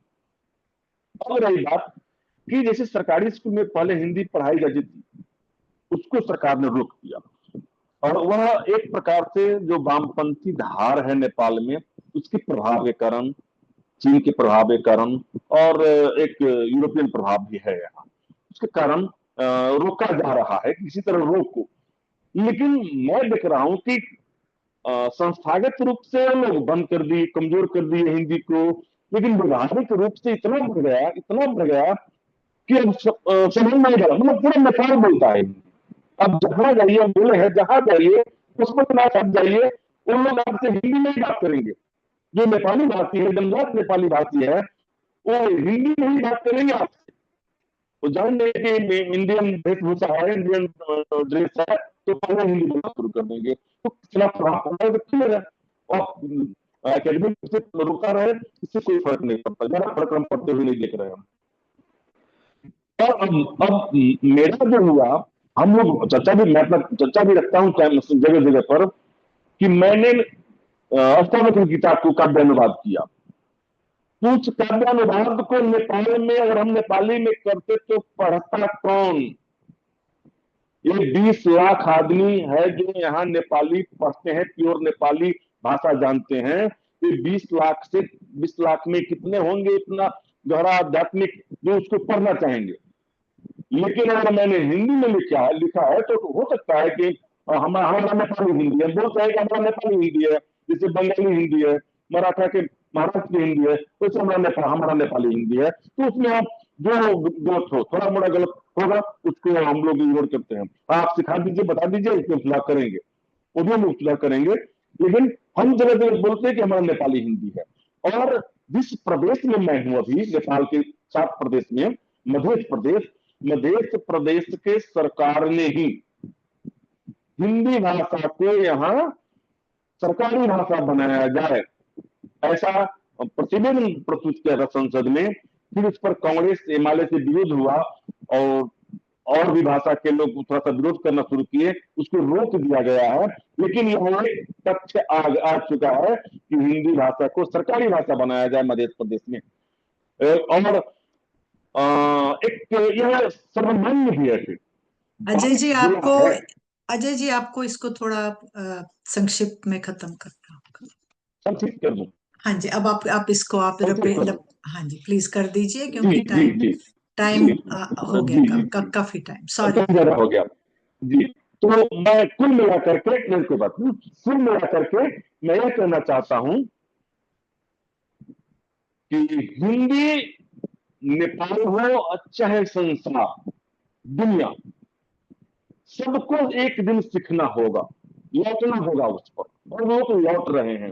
क्योंकि जब संपत्ति और भौतिकवाद जिसको हम बोलते हैं, उससे जब लोग तृप्त हो जाएंगे, फिर उनको चाहिए ज्ञान, जो आध्यात्मिक ज्ञान है, जो सूक्ष्म ज्ञान है, वह चाहिए लोगों को, जो हमें उपनिषद से मिलेगा, हमें गीता से मिलेगा, भागवत से मिलेगा।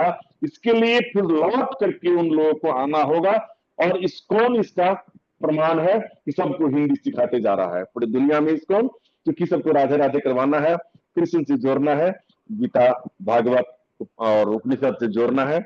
इतना कहते हुए मैं तो कविता भी सुनाता, लेकिन अब समय कम है। कविता, आप कविता से ही समाप्त करिएगा। आप अपनी कविता से समाप्त करिएगा। जी। पहली हिंदी इसका नाम है शीर्षक। और मैं मिथिला का बेटा हूँ, जिसे हिंदी से है यारी। मैं भाषी मैथिली हूँ फिर भी हिंदी प्राण से है प्यारी। मेरे धड़कन में लहरे हिंद की ओ गूंज है न्यारी। जिसे गाने को लालायित है दुनिया की हर नर नारी। जिसे गाने को लालायित है दुनिया की हर नर नारी। कहीं हुंकार है दिनकर जी का है पंत से यारी। कहीं चौहान की गर्दन कहीं गोदान है भारी। कहीं रश्मि रथी मधुशाला गीता मानस है प्यारी। लगन है अपनी तुलसी सूर से रैदास से यारी। लगन है अपनी तुलसी सूर से रैदास से यारी। ज्ञान भंडार है जग में ऋचा हर वेद की प्यारी। सच्चे ब्रह्मांड का जिसमें सत्य ऋग्वेद है न्यारी। प्रेम की गूंज प्यारी है कृष्ण संग अपनी है यारी। जिसे गा गा के झूमे मीरा राधा रानी है प्यारी। जिसे गा गा के झूमे मीरा राधा रानी है प्यारी। ये हिंदी शान है मेरी यही सम्मान है मेरी। जिसे गाया है बचपन से वही गुणगान है मेरी। मेरी पहचान है हिंदी मेरी अरमान है हिंदी। सभी भाषाओं की है प्राण वाली शान है हिंदी। सभी भाषाओं की है प्राण वाली शान है हिंदी। यह कामायनी प्रसाद की कबीरा की बोली है। यह रस खान के मदपान खुसरो के संग होली है। यह संज्ञान में घनानंद के हरिवंश के मधुशाला। यह अवधि मगही मैथिली के होठों का प्याला। यह अवधि मगही मैथिली के होठों का प्याला। बहुत लंबा है, छोड़ देते हैं इतना पर। बहुत बहुत लंबा है। खूब, बहुत जी, खूब प्रणाम अजय प्रणाम। जी। अजय जी बहुत खूब, बहुत अच्छी कविता आपने सुनाई, बहुत अच्छा बहुत लगा, बढ़िया, धन्यवाद बहुत बढ़िया। बहुत बढ़िया। धन्यवाद धन्यवाद। बहुत सुंदर अजय जी, आपने बहुत सुंदर प्रस्तुति दी है, बहुत बहुत खूब। शानदार। मुझे एक क्षमा चाहिए धन्यवाद। कि मुझे आपको बीच में थोड़ा रोकना पड़ा समय के कारण, क्योंकि बहुत ज्यादा लंबा हो जाता है तो फिर जो जी जी जी लोग उठना शुरू ये कर कविता देते बहुत हैं। लंबा है। कविता हाँ, लंबी है कविता, इसलिए नहीं, मैंने छोड़ दिया क्योंकि इसको। हमारे पास इतना कुछ है कहने के लिए, कोई सीमा नहीं है। लेकिन फिर भी जी आपकी जी प्रस्तुति, आपका आभार, आपका धन्यवाद। आप नेपाल से आए और जुड़े। आपको फिर भी हम आपसे जुड़े रहेंगे, फिर और प्रोग्राम में भी आपके जी साथ जी इसी जरूर तरह जरूर साझा जरूर। करें। चलो, अब मैं प्रोग्राम को आगे बढ़ाते हुए सुषमा जी से निवेदन करूंगा कि वो अपना विचार प्रस्तुत करें हिंदी के बारे में। देखिए, ऐसा है कि अगर मैं बोलना, जैसे जैसे अजय जी ने बहुत समय लिया, मेरा समय भी बहुत निकल जाएगा, लेकिन मैं जल्दी जल्दी से ये बताती हूँ कि इसकी मैं हिस्ट्री में नहीं जाऊंगी। हिंदी दिवस के, वो आप सबको मालूम है कि 5 सितंबर को हम भारत में शिक्षक दिवस मनाते हैं, जबकि बाकी दुनिया में 5 अक्टूबर को शिक्षक दिवस मनाया जाता है। और 14 सितंबर हिंदी दिवस मनाते हैं। तो मैं शिक्षिका भी हूँ, हिंदी से प्रेम भी है। तो किस तरह मैं इन दोनों को जोड़ सकती हूँ कि एक शिक्षिका का हमारा हिंदी के लिए क्या योगदान है, हम क्या कर सकते हैं। तो मैं, देखिए, अगर हम राष्ट्र की बातों में जाएं, हिंदी कहाँ से आई, इसकी जो कहानियां हैं, जो इसकी भूमिकाएं हैं, मुझे अभी याद है कि कहीं मैंने पढ़ा था कि जब हमारे स्वतंत्रता सेनानी, हमारे बापूजी पंडित नेहरू जी, जब हिंदी, भारत की स्वतंत्रता की बात कर रहे थे, तो उनसे किसी ने पूछा था तुम स्वतंत्रता को ढूंढ रहे हो, बाकी सब भूल जाओ।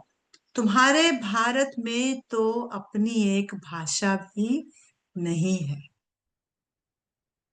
तब विचार आए होंगे, मैं तो नहीं थी, सुनी बातें हैं, पढ़ी लिखी बातें हैं कि किसको अपनी राष्ट्रभाषा या किसको बनाया जाए। तो अब देखिए, हम आज हिंदी दिवस मना रहे हैं, ये सब उन्हीं उन्हीं की देन है। तो स्वतंत्रता के बाद हम अपनी राष्ट्रीय एकता को बनाने की पहचान करते हैं। लेकिन बात ये आती है कि हम जब विदेशों में बैठे, देखिए भारत में तो जो लोग रहते हैं, हिंदी है, जिसको आती है वो भी ठीक है, जिसको नहीं आती वो भी ठीक है, अपने राज्य की भाषा बोल लेते हैं, उसके साथ इंग्लिश बोल लेते हैं, चल रहा है। लेकिन हमें विदेश में आकर अपनी भाषा का महत्व ज्यादा पता चलता है। मैं अब अपनी बैकग्राउंड दूं, मैं इंग्लिश की टीचर रही हूं, भारत में इंग्लिश ही पढ़ाती थी, और अमेरिका में आकर भी मैंने इंग्लिश की टीचिंग शुरू की। लेकिन फिर मैं English as a second language की तरफ चली गई। उसका अलग ही एक रूप है, उसके बारे में मैं समय नहीं लेना चाहूंगी।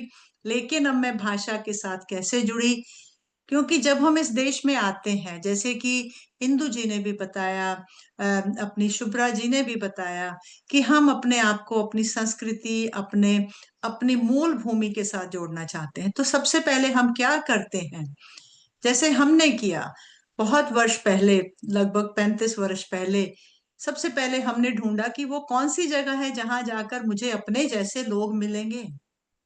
वो हमें मंदिर में मिलते हैं, अपने रेस्टोरेंट्स में मिलते हैं, या जहां पर हमें भारतीय खाना खरीदने का ग्रोसरी स्टोर मिलते हैं।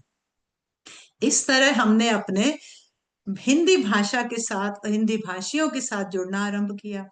वहां पर जाकर हम अपने दिन त्योहार मनाने शुरू किए, और हमने सारा अपना एक एक जिसको बोलते एक दायरा, एक परिवार बना लिया।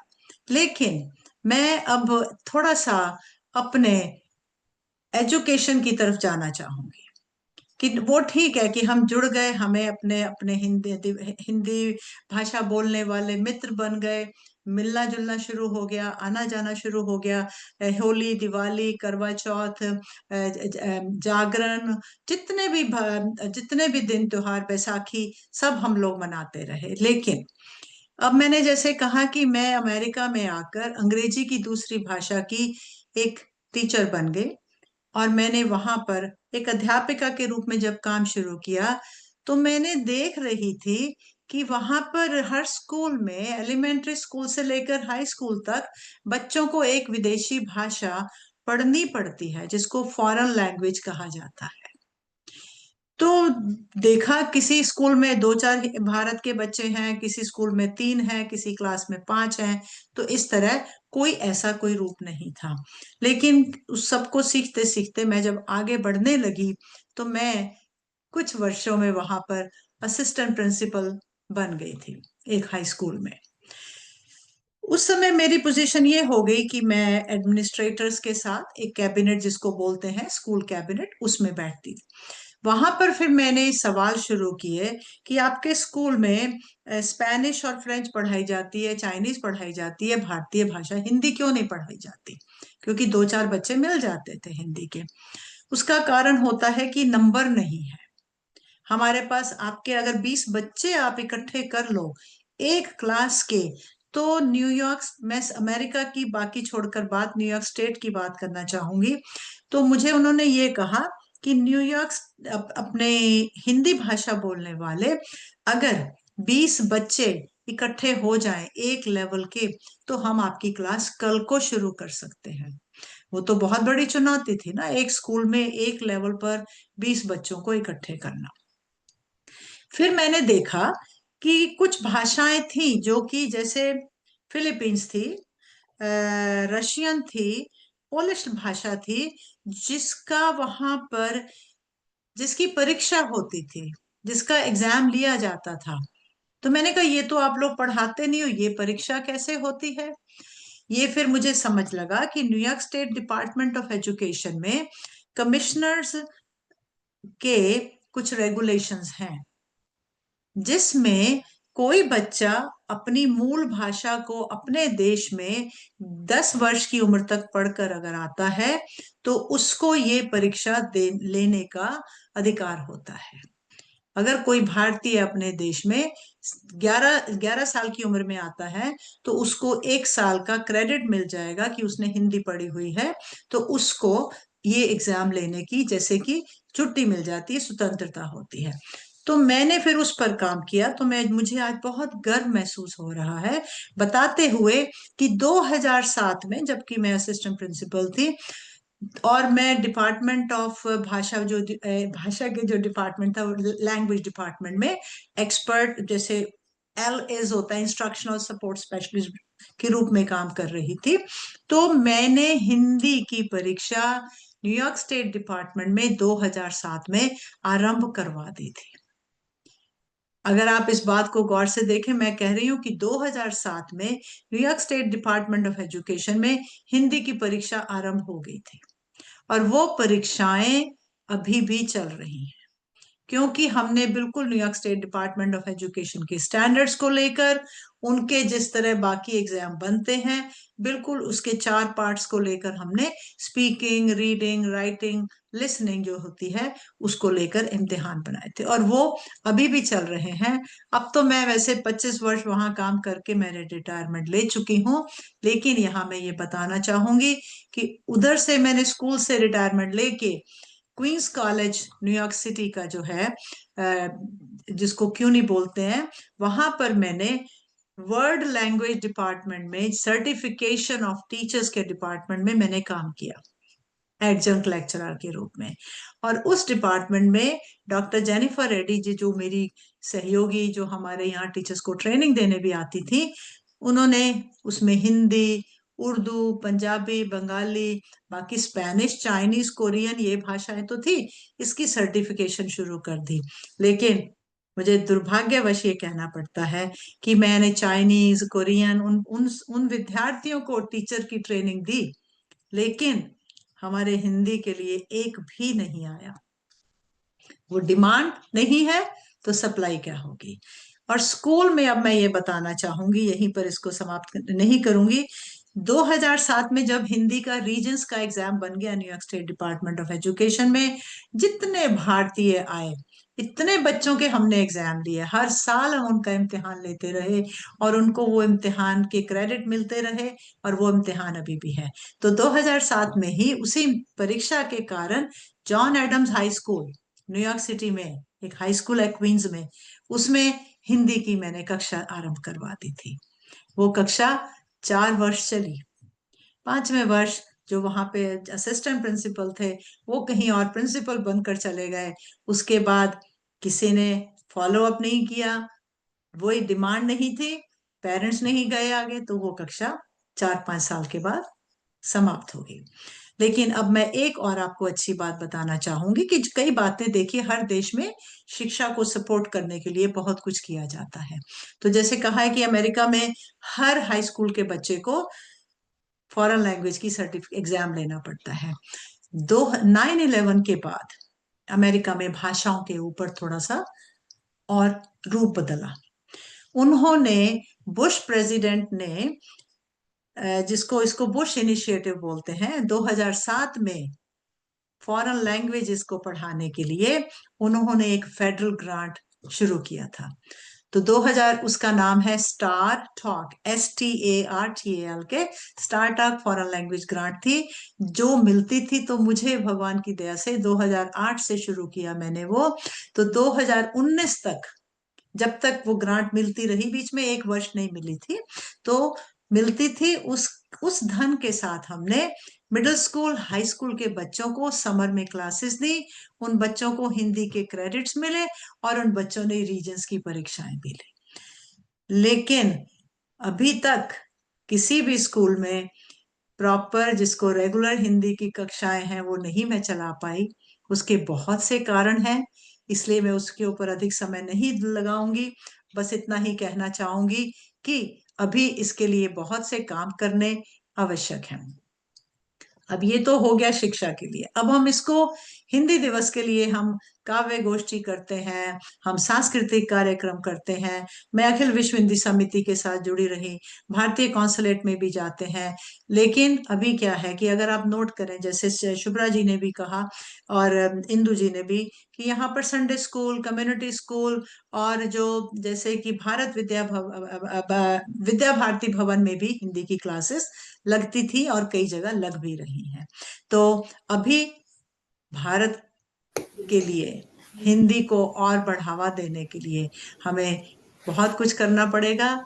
लेकिन एक गर्व की बात है कि स्कूलों में चाहे नहीं है, लेकिन यहाँ पर अमेरिका के लगभग हर स्टेट में कॉलेज और यूनिवर्सिटी, कुछ एक, चाहे कहीं पर एक कॉलेज हो चाहे दो हो, लेकिन अधिकतर यूनिवर्सिटीज में, अधिकतर स्टेट्स में, राज्यों में हिंदी कहीं ना कहीं किसी कॉलेज या यूनिवर्सिटी में पढ़ाई जा रही है। और इस तरह अभी मैं बस अपने आप को ये कह के समाप्त करूंगी, एक दो पंक्तियां और बताकर, कि अब मैं न्यूयॉर्क से पिछले वर्ष न्यू जर्सी मूव कर गए और मैं यहाँ पर अपने पड़ोस में, जैसे कि हम ढूंढते हैं कि हम किसके साथ जुड़ जाएं, तो मुझे यहाँ पर हमारे पास में ही एक आर्य समाज न्यू जर्सी में वैदिक सांस्कृतिक स्कूल है। उनको जब मेरी बैकग्राउंड पता चला, जबकि मैं तो सोच कर आई थी कि स्कूल से भी रिटायरमेंट ले ली, कॉलेज से भी, अब मैं खाली अपना जो ऑनलाइन कार्यक्रम है यही करूंगी, अब उन्होंने मुझे जोड़ दिया है। तो अब मैं उनकी, आप मुझे कंसल्टेंट कहें, एडवाइजर कहें, करिकुलम राइटर कहें, मैं उनका जो हिंदी का कार्यक्रम है, जो हिंदी की उनकी कक्षा और कक्षाएं हैं, उनको संयोजित ऑर्गेनाइज करने का काम कर रही हूँ। और अब से यहाँ ये प्रोग्राम खत्म करके मुझे वहां पहुंचना है 15-20 मिनट में, क्योंकि वहां पर भी आज हम लोग हिंदी दिवस मना रहे हैं। तो इसी के साथ मैं सबका तहे दिल से धन्यवाद करते हुए मैं चाहूंगी कि मैं 4 पंक्तियों के साथ आपको ये हिंदी का बताते हुए फिर मैं डॉक्टर वेद मल्होत्रा जी से विनती करूंगी कि वे सबका धन्यवाद कर दें। तो कहते हैं, तन मन से वंदन जनगण मन की अभिलाषा का, अभिनंदन अपनी संस्कृति का, आराधन अपनी भाषा का। ये अपनी शक्ति सर्जना के माथे की है चंदन रोली, माँ के आंचल की छाया में हमने जो सीखी है बोली। ये अपनी बंधी हुई अंजरी, ये अपने गंधित शब्द सुमन, ये पूजन अपनी संस्कृति का, ये अर्चन अपनी भाषा का, ये अर्चन अपनी भाषा का। बहुत बहुत धन्यवाद सबका, तहे दिल से धन्यवाद जो लोग बहुत फेसबुक पर बहुत जुड़े हैं। खूब। अरे उमेश, डॉक्टर उमेश जुड़ गए हैं, ये हाँ, बहुत नहीं अच्छा, नहीं, बहुत सुंदर, बहुत बहुत बढ़िया सुंदर बोला आपने। मैडम। धन्यवाद इतना धन्यवाद। क्या बात है। अब तो आपको ऑनररी प्रोफेसर ऑफ और honorary ambassador of Hindi in United States. Thank you ji, thank you ji, thank you. हाँ जी, शुभ्रा ओझा जी, इंदु ब्रोड जी, आशा मोर जी, अजय कुमार झा जी और सुषमा जी ने हिंदी भाषा के विकास के लिए किए गए अपने प्रयासों का विवरण किया। मैं उनके प्रयासों की प्रशंसा करता हूं और उनको बहुत बहुत बधाई देता हूं कि वो निरंतर कोशिश कर रहे हैं हिंदी भाषा को आगे बढ़ाने के लिए। ये उन सब के हिंदी के प्रति प्रेम को दर्शाता है। सो मेरी तरफ से आप सब पर को बहुत बहुत बधाई कि आप हिंदी दिवस वाले दिन आपने हमें बताया कि आप हिंदी के लिए क्या प्रयास कर रहे हैं, और मेरी तरफ से आप सबको हिंदी दिवस की बहुत बहुत बधाई। और मैं आपका धन्यवादी हूं कि आपने अपना कीमती समय निर्मल रोशन साहित्यिक मंच को दिया और अपने विचार सुनाए। धन्यवाद। बहुत बहुत धन्यवाद आप वेद जी। दोनों का बहुत बहुत धन्यवाद। मैं अब कार्यक्रम जी। को, ये पहले तो मैं रिकॉर्डिंग बंद करती हूँ।